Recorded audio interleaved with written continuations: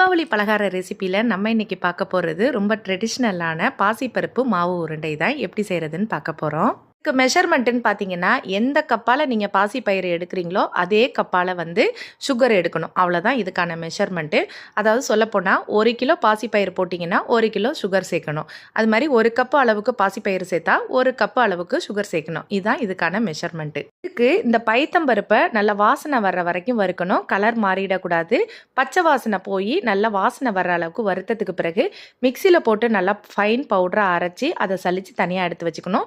எந்த கப்பால் நம்ம பயிறு எடுத்தோமோ அதே கப்பால் 1 கப் அளவுக்கு சுகர் எடுத்திருக்கேன். அதையும் இதோட சேர்த்துக்கணும். அடுத்தது கொஞ்சமாக நெய் விட்டு பொடியாக தூளாக கட் பண்ணி வச்சுருக்க முந்திரியை நம்ம நெய்யில் வறுத்துட்டு இதோட சேர்த்து இந்த மாதிரி நல்லா மிக்ஸ் பண்ணி கொடுத்துடணும். அடுத்தது இந்த ப்ராசஸ் பார்த்திங்கன்னா, நம்ம வந்து கடாயில் இது எல்லாத்தையும் ஒன்றா மிக்ஸ் பண்ணிவிட்டு நம்ம ஒரு ஸ்டவ்வில் இது மாதிரி லைட்டாக ஒரு சூடு காட்டினீங்கன்னா அதில் இருக்க சுகர் எல்லாம் இலக்கம் கொடுத்து உங்களுக்கு பிடிக்கிறதுக்கு ரொம்ப ஈஸியாக வரும்.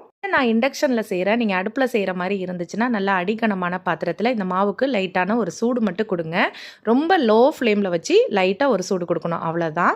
இப்போ வந்து நல்லா நெய்யை வந்து சூடு பண்ணிவிட்டு ஃபஸ்ட்டு நல்லா மிக்ஸ் பண்ணிவிட்டு இந்த மாதிரி அழகாக உள்ளங்கையில் வச்சு லைட்டாக ப்ரெஸ் கொடுத்து உருட்டுனீங்கன்னா சூப்பரான ஷேப்பில் அழகாக உருண்டை ரெடி ஆகிடும். உருண்டை பிடிக்கிறது கூட 2 வருஷமாக தான் நான் கற்றுக்கிட்டேன். இதுக்கு முன்னாடி எனக்கு உருண்டை பிடிக்க தெரியாது. மாவெல்லாம் ரெடி பண்ணிவிடுவேன். யாராவது உருண்டை பிடிக்கிறவங்கள்ட்ட கொண்டு போய் கொடுத்து தான் பிடிச்சிட்டு இருந்தேன்.